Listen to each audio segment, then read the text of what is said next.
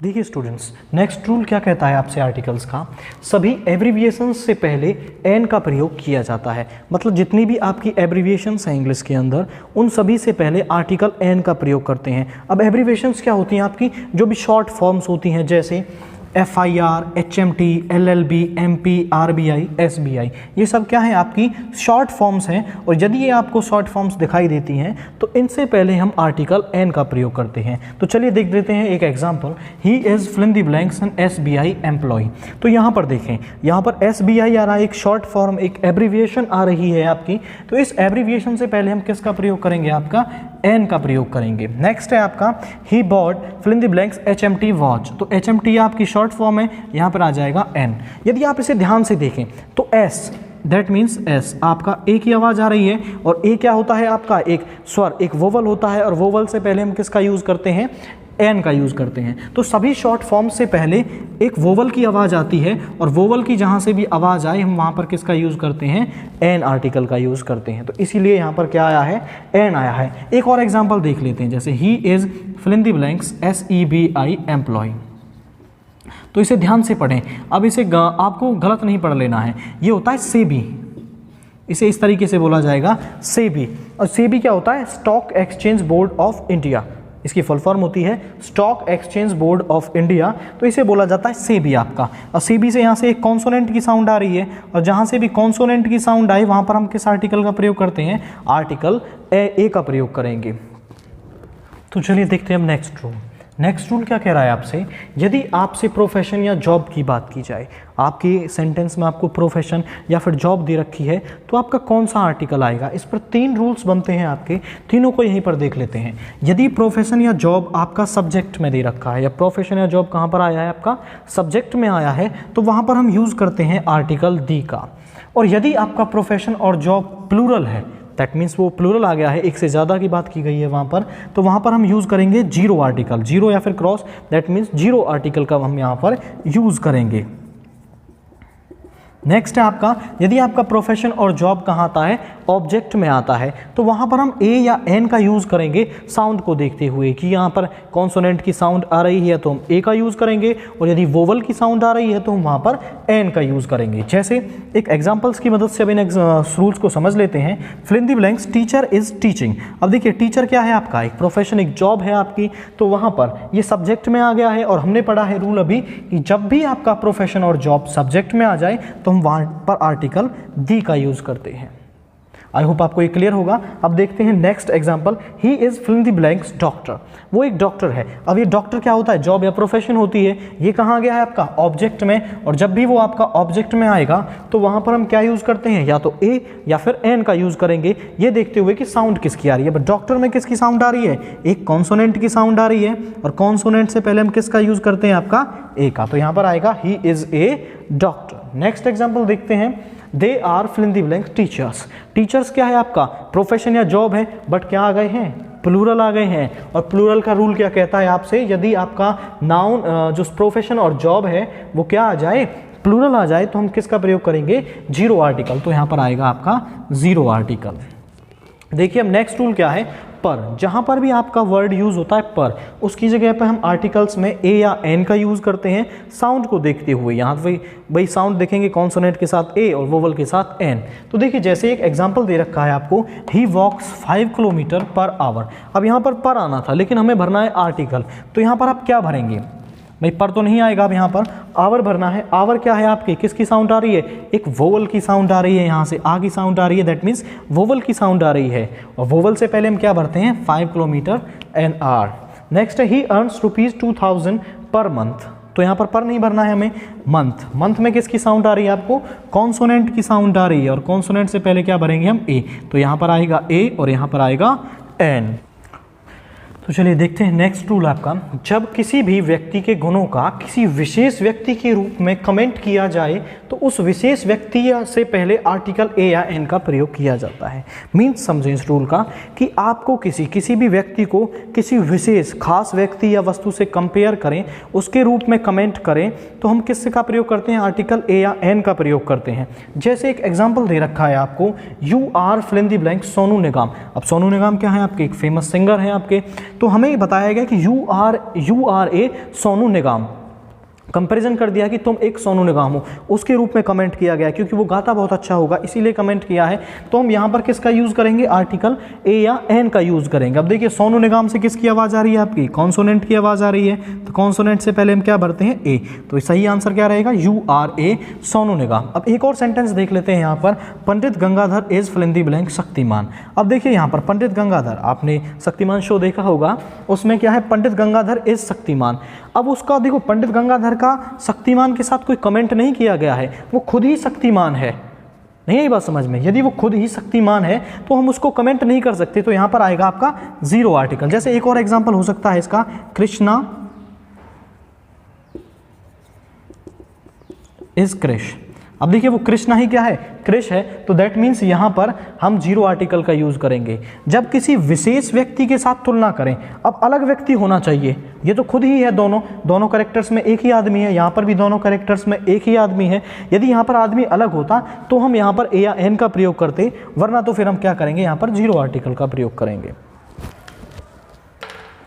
तो देखिए अब next rule, some fixed articles, मतलब कि कुछ जगहें आपकी ऐसी फिक्स्ड भी हैं जिन पर आर्टिकल्स हमेशा फिक्स्ड रहते हैं, उन्हें हम चेंज नहीं कर सकते चाहे कैसी भी पोजीशन हो, बस हमें वो थोड़ी सी माइंड में मेमोराइज्ड रहनी चाहिए कि भाई यहाँ पर ये आर्टिकल फिक्स्ड होता है तो हम उसे वहीं पर लगा देते हैं, हम उसको चेंज नहीं करते हैं। जैसे in a dilemma, in a फिन, in a hurry, in a mood, tell a lie, make a noise, make a mess, commit a mistake. तो ये कुछ ऐसे हैं जहाँ पर ए आर्टिकल का प्रयोग आपका हमेशा फिक्स्ड रहता है, हम उसे चेंज नहीं करते हैं। भैया आपको फिल इन द ब्लैंक्स मिलेगा यहाँ पर, तो आप क्या भरेंगे, ए भर के आएंगे यहाँ पर। तो देखिए अब नेक्स्ट रूल देखते हैं, यूजेस ऑफ दी, कि दी का यूज़ कहाँ कहाँ पर किया जाता है। तो देखिए सबसे पहला रूल है आपका नेम ऑफ, मतलब किस किस के नाम के साथ उसका यूज़ किया जाता है। जैसे name of river, name of river के साथ किसका यूज़ किया जाता है, आपका दी का यूज़ किया जाता है। जैसे दी गंगा रिवर, दी जमुना रिवर, सी, जैसे कोई भी सी हुआ आपका, समुद्र का नाम हो, जैसे दी रेड सी।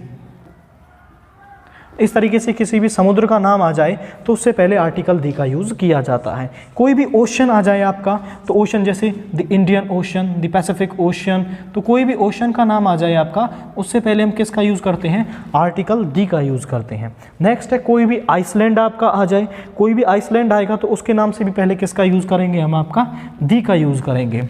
नेक्स्ट रूल है आपका name of religious books. Religious मतलब होता है धार्मिक पुस्तकें। धार्मिक पुस्तक कैसी है, जैसे हिंदुओं की धार्मिक पुस्तक क्या है आपकी, गीता है, रामायण है, महाभारत है। और मुस्लिम्स की आपकी रिलीजियस बुक कौन सी है, धार्मिक ग्रंथ कौन सी है, कुरान।